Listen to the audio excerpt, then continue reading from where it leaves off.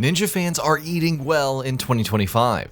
Fresh off the back of Assassin's Creed Shadow's Japanese subterfuge fantasy is the 2D side-scrolling return of Shinobi in Art of Vengeance.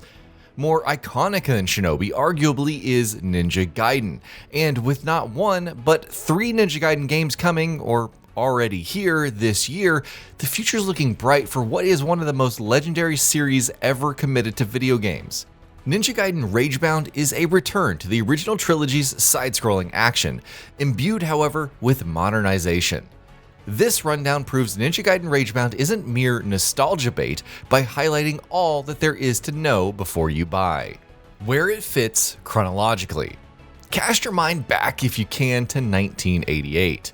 Ryu Hayabusa, learning of his father's death, journeys to a retro future United States on a quest for bloody vengeance. While he's whipping katanas stateside during the events of Ninja Gaiden 1 through 3, he's left Hayabusa Village in the lurch. A mysterious portal opened up that very night that Ryu left, with demons pouring out into their world. With Ryu preoccupied, his disciple Kenji Mozu, Ninja Gaiden Ragebound's protagonist, steps up to protect the village from ransacking demonic threat. The unfolding events in Ragebound then, it seems, takes place chronologically alongside Ryu's exploits in 1988's Ninja Gaiden. There is a prologue. Getting players up to speed before beginning Ragebound's story is a playable prologue whereby command of Ryu's father is served, as is his death. Ninja Gaiden as a series trailblazed between level cutscenes. Cinematography like 1988's original intro scene with Ryu Hayabusa's father in Spectacular Duel hadn't been seen in video games to this degree before. Ninja Gaiden Ragebound allows players to experience these moments in-game, the events leading up to Hayabusa's senior's death and Hayabusa Jr.'s subsequent abscondment.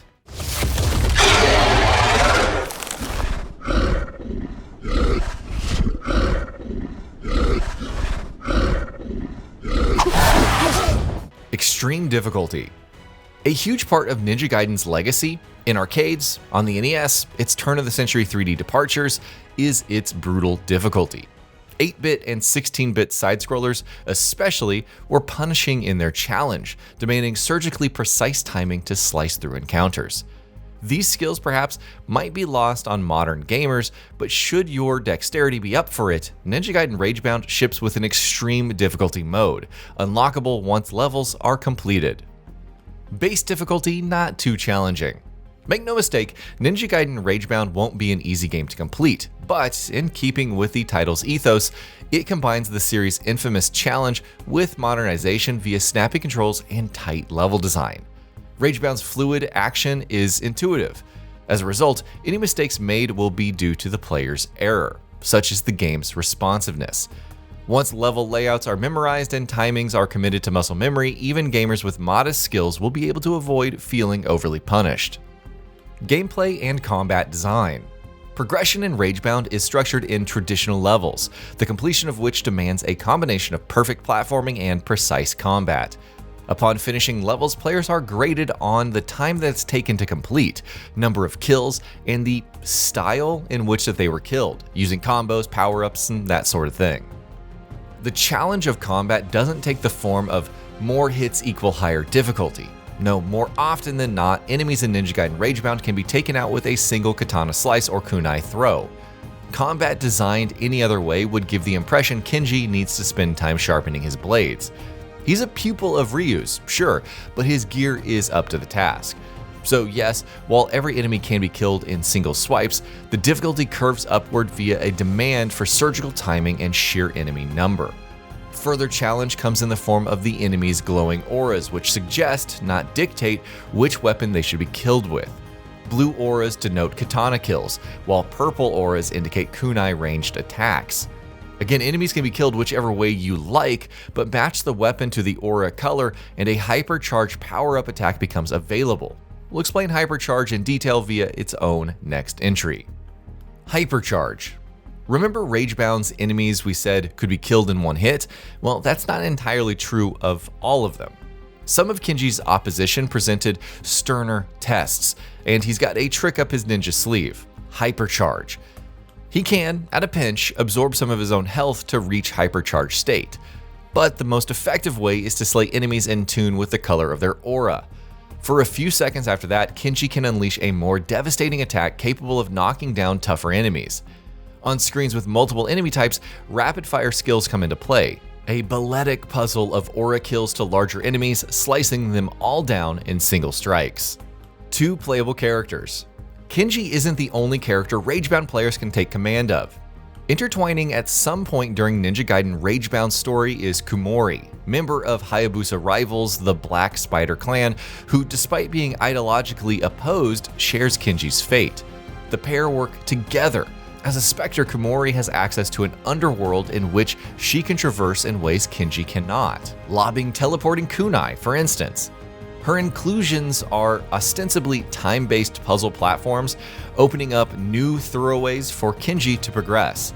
She does bequeath Kenji with some new toys too, a throwing sickle and screen-clearing Ragebound arts.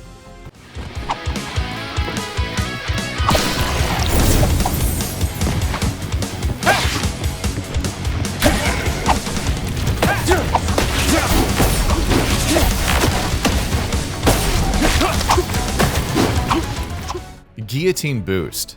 This new mechanic ensures Ragebound's gameplay fluidity, once its flow has been mastered, that is. Guillotine Boost is essentially a mid-air bounce off of anything that happens to be, well, in the air, or beneath Kenji as he's about to land. Enemies' heads, projectiles, certain enemy attacks, environmental apparatus, and obstacles. Kenji can effectively use anything to keep himself airborne. Guillotine Boost can be chained together to reach previously out-of-reach places, as we're seeing in Ninja Gaiden Ragebound's gameplay shared thus far, to maintain an aqueous rhythm to combat, using in tandem with aura kills and Hypercharge to breeze through levels without interruption. Replaying levels is rewarding. Side-scrolling action, which channels the spirit of its original's trilogy, Ninja Gaiden Ragebound turns mostly linear design into strength.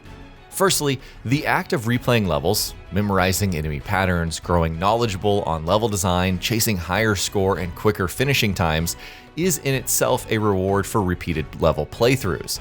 There are collectibles in wait as well, however.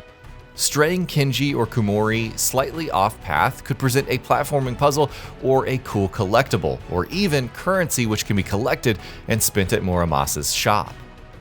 Platforms, release date, and price. Ninja Gaiden Ragebound is coming to past and current PlayStation and Xbox consoles, plus Nintendo Switch and PC via Steam on July 31st. While digital pricing is not confirmed at the time of this feature's creation, if we take the price of newly announced physical releases into consideration, fans can expect to pay $39.99 for the base game. Those just mentioned physical releases are coming to PS5 and Nintendo Switch, with a more expensive special edition available for pre-order. Priced at $69.99, the special editions come with a cloth map, 4 metal pins, double-sided metal, poster, and collector's box, and will be released on September 12th. Presently, a physical Xbox edition is not incoming, nor is a release on Nintendo Switch 2. No plans for DLC. Currently, there are no plans for DLC announced. It can't be ruled out, however.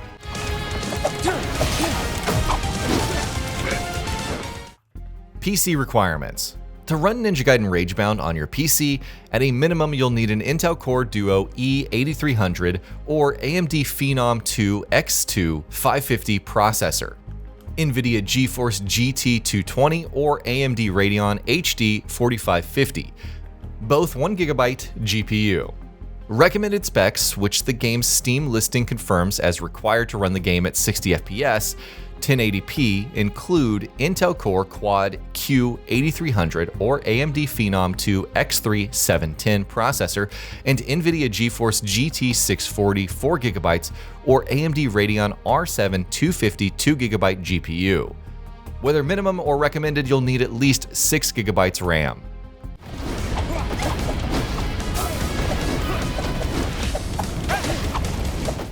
And that'll be about it for this one. If you guys like what we're doing at GamingBolt, please consider subscribing to our channel, and I'll see you guys on the next video.